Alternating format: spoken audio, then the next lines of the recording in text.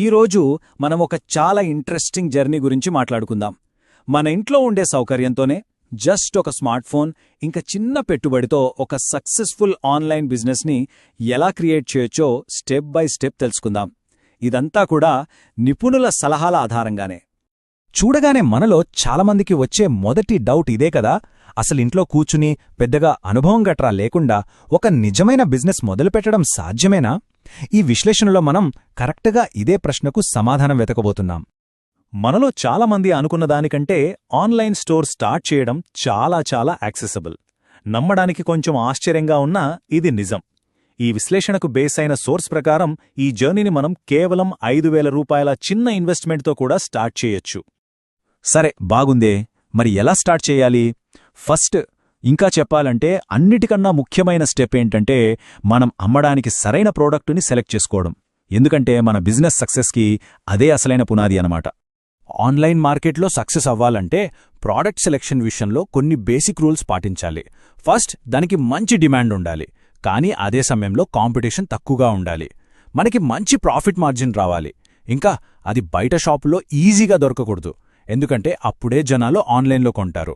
ఇక packing, shipping ఈజీగా ఉండాలంటే అది బరువు తక్కువగా పగిలిపోకుండా ఉండేదైతే ఇంకా బెటర్.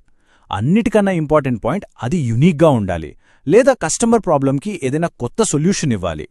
మన డబ్బు ఇన్వెస్ట్ చేసే ముందు కొంచెం హోంవర్క్ చేయడం చాలా ముఖ్యం. ప్రస్తుతం మార్కెట్లో ఏది ట్రెండింగ్లో ఉంది, జనాలు ఆన్లైన్లో ఎక్కువగా దేనికోసం సెర్చ్ చేస్తున్నారు, ఇలాంటివి తెలుసుకోవాలి. ఇక్కడ రీసెర్చే మన బెస్ట్ ఫ్రెండ్ అన్నమాట. ఓకే, మన ప్రోడక్ట్ ఐడియా ఫైనల్ అయిపోయింది. నెక్స్ట్ స్టెప్ ఏంటంటే మన ఆన్లైన్ షాప్ని, అంటే మన డిజిటల్ దుకాణాన్ని సెటప్ చేసుకోవాలి. దీనికోసం చట్టపరంగా కావలసిన పేపర్ వర్క్ ఏంటి, ఏ ప్లాట్ఫామ్లో షాప్ పెట్టాలి, అవన్నీ చూద్దాం. ఇండియాలో మనకు మెయిన్గా కొన్ని ఆప్షన్స్ ఉన్నాయి. అమెజాన్, దీనికి కస్టమర్ బేస్ చాలా పెద్దది, రీచ్ ఎక్కువ. ఫ్లిప్కార్ట్, ఇది ఇండియన్ మార్కెట్లో చాలా స్ట్రాంగ్. ఇక మీషో విషయానికొస్తే ఇది జీరో కమిషన్ మోడల్తో కొత్తగా అమ్మేవారిని బాగా అట్రాక్ట్ చేస్తోంది. సో మన అవసరాలకు ఏది బెస్ట్ అనేది ఈ పాయింట్స్ బట్టి డిసైడ్ అవ్వచ్చు. జీఎస్టీ అనగానే చాలామందికి టెన్షన్ స్టార్ట్ అవుతుంది, కానీ అంత భయపడాల్సిన అవసరం లేదు. ఇండియాలో లీగల్గా ఆన్లైన్ స్టోర్ రన్ చేయాలంటే జీఎస్టీ రిజిస్ట్రేషన్ కంపల్సరీ. ఇది మన బిజినెస్కి ఒక అఫీషియల్ ఐడెంటిటీ లాంటిది. సెల్లర్ అకౌంట్ క్రియేట్ చేయడం అనేది చాలా సింపుల్ ప్రాసెస్. ఒక చెక్లిస్ట్ ఫాలో అయినట్టే ఉంటుంది. ఫస్ట్, అమెజాన్ లేదా ఫ్లిప్కార్ట్ లాంటి ఒక ప్లాట్ఫామ్ని ఎంచుకోవాలి. తర్వాత మన GST number, bank account details ఇవ్వాలి. వాళ్ళు ఒక వెరిఫికేషన్ ప్రాసెస్ కంప్లీట్ చేస్తారు. ఫైనల్గా మన స్టోర్ ప్రొఫైల్ని కస్టమర్స్ని అట్రాక్ట్ చేసేలా సెట్ చేసుకోవాలి. అంతే, మన ఆన్లైన్ షాప్ రెడీ. సరే, స్టోర్ రెడీ అయిపోయింది. ఇప్పుడు అసలైన ఆట మొదలవుతుంది. అదేంటంటే మనం సెలెక్ట్ చేసుకున్న ప్రోడక్ట్స్ని సేకరించి వాటిని కస్టమర్స్కి కనిపించేలా ఆన్లైన్లో లిస్ట్ చేయాలి. మరి ఈ ప్రోడక్ట్స్ ఎక్కడ్నుంచి తేవాలి అనే డౌట్ రావచ్చు. సోర్స్ మెటీరియల్ ప్రకారం ఇండియామార్ట్ లాంటి B2B ప్లాట్ఫామ్స్ ఉంటాయి. అక్కడ నమ్మకమైన హోల్సేలర్స్ని వెతికి వాళ్ల దగ్గర్నుంచి బల్క్గా కొంటే మనకు తక్కువ ధరకే వస్తాయి. మన ప్రోడక్ట్ని ఆన్లైన్లో పెట్టడం కూడా ఒక ఆర్ట్ లాంటిదే. ఫోటోలు చాలా హై క్వాలిటీలో ఉండాలి, టైటిల్ క్లియర్గా, క్యాచీగా ఉండాలి.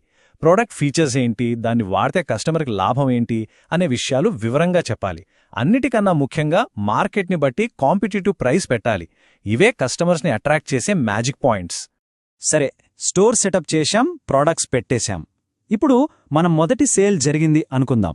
ఆ తర్వాత ఏంటి పరిస్థితి అంటే బిజినెస్లో జరిగే డే టు డే ఆపరేషన్స్ వైపు ఓ లుక్కేద్దాం. ఒక ఆర్డర్ జర్నీని స్టెప్ బై స్టెప్ చూద్దామా? ఫస్ట్, కస్టమర్ ఆర్డర్ పెడతారు, మనకు నోటిఫికేషన్ వస్తుంది. మనం వెంటనే ఆ ప్రోడక్ట్ని జాగ్రత్తగా ప్యాక్ చేయాలి. తర్వాత ఆ ప్లాట్ఫామ్కి చెందిన కొరియర్ ఏజెంట్ వచ్చి ప్యాకేజీని పికప్ చేసుకుంటారు. వాళ్లే కస్టమర్కి డెలివరీ చేస్తారు. డెలివరీ అయిపోయాక కొన్ని రోజులకి డబ్బులు మన బ్యాంక్ అకౌంట్కి వచ్చేస్తాయి. చూసారా ఎంత సిస్టమాటిక్గా ఉందో? ఇక్కడ మనం గుర్తుపెట్టుకోవాల్సిన సూపర్ విషయం ఏంటంటే డెలివరీ, పేమెంట్స్ లాంటి తలనొప్పి పనులన్నీ అమెజాన్, ఫ్లిప్కార్ట్ లాంటి పెద్ద ప్లాట్ఫామ్సే చూసుకుంటాయి. దీనివల్ల మన మీద చాలా భారం తగ్గుతుంది. మనం ప్రోడక్ట్ క్వాలిటీ, మార్కెటింగ్ మీద ఎక్కువ కాన్సంట్రేట్ చేయొచ్చు. చూశారుగా, ఆన్లైన్ బిజినెస్ అంటే ఏదో కొండనెక్కడం లాంటిది కాదు, అది చిన్న చిన్న మెట్లెక్కడం లాంటిది. ఇప్పుడు మన కలను రియాలిటీగా మార్చడానికి ఫస్ట్ స్టెప్ వేయాల్సిన టైం వచ్చేసింది. చివరిగా ఒక మంచి మాట, ఇంట్లో పుట్టిన ఒక సింపుల్ ఐడియా ఒక సక్సెస్ఫుల్ ఆన్లైన్ బిజినెస్గా మారే ఈ జర్నీ మనం ఇందాక చూసినట్టుగా చిన్న చిన్న మనం ఈజీగా మేనేజ్ చేయగలిగే స్టెప్స్తోనే నిండి ఉంటుంది. సరైన ప్లానింగ్తో ముందుకెళ్తే ఇది ఎవరైనా సాధించగల విజయం. సో ఈ బిజినెస్ని ఎలా స్టార్ట్ చేయాలో ఒక కంప్లీట్ బ్లూ ప్రింట్ ఇప్పుడు మన ముందుంది. మరి ఇంకెందుకు లేట్, ఆలోచించండి. మీ ఫస్ట్ ప్రోడక్ట్ ఏమై ఉండొచ్చు, మీ ఐడియా